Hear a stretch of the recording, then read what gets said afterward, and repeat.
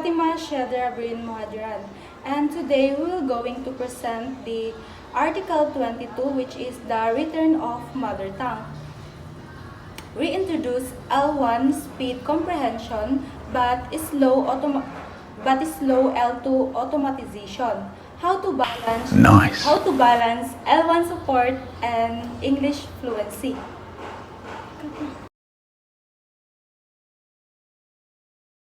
The role of mother tongue in second language acquisition has long been debated. While the L1 can enhance the comprehension and scaffolded learning, but too much or excessive reliance on it can hinder the development of fluency in the target language, particularly the English language. It raises a critical question for educators on how can we balance the benefits of L1 support for the needs for L2 fluency.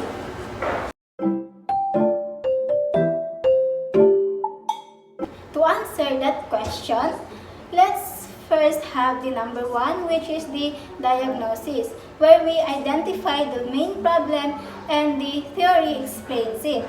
So the main problem here is that the student struggles with balancing the L1 support for comprehension and L2 fluency development.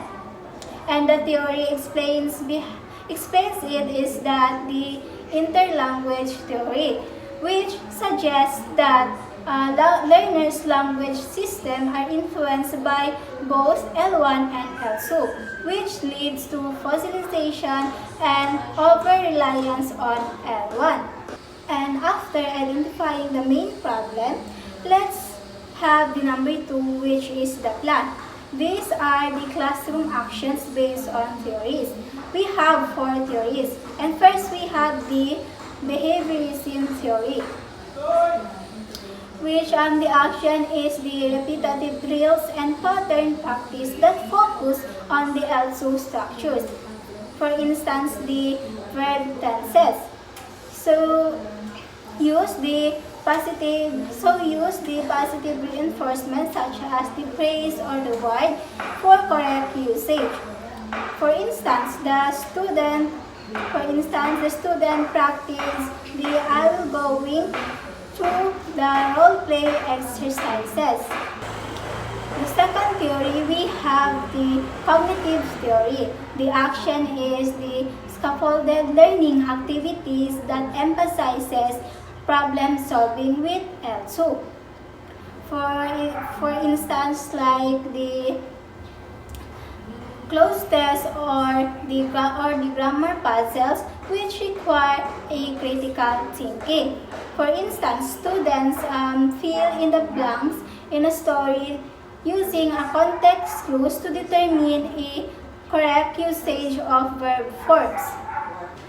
And the third theory, we have the nativist theory, which the action is to provide a rich and comprehensible input such as the stories and videos that expose learners to the natural language use, and also to encourage the learners to infer meaning without explicit grammar rules. For instance, students listen to a podcast and discuss its content without minding the grammar rules.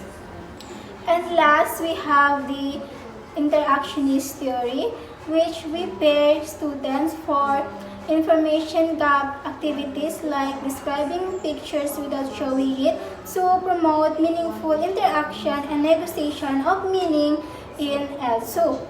For instance, students work in pair to describe their weekend plans, for asking follow-up questions to clarify details.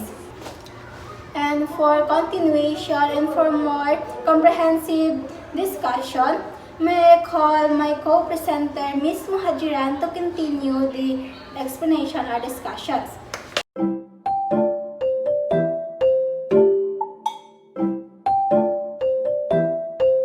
Okay, now let's proceed to the number 3, blended intervention 5-step plan.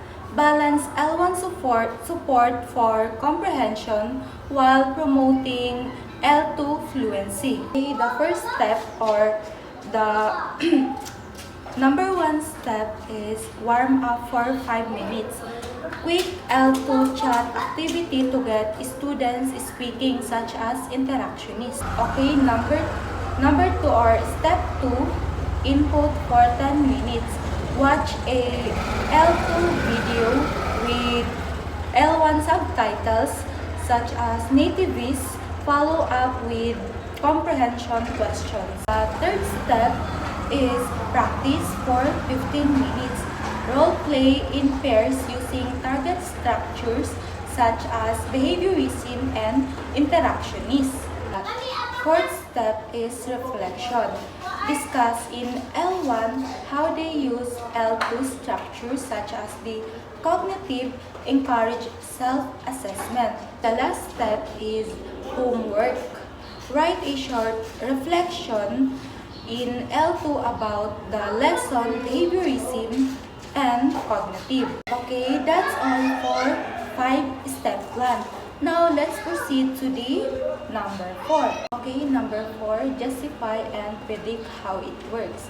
This plan integrates multiple theories to address different aspects of language learning repetition such as behaviorism, problem solving, cognitive natural exposure, and nativist and interactionist.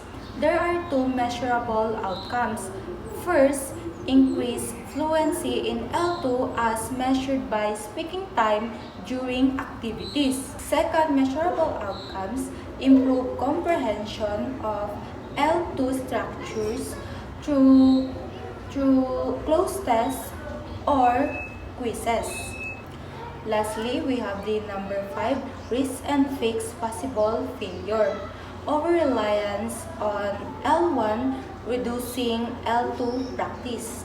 Adjustment, set L2 only, rule for certain activities and provide L2 alternatives for common L1 phrases, and monitor each group to ensure compliance. This plan balances L1 support while ensuring learners develop L2 through structured practice and interaction.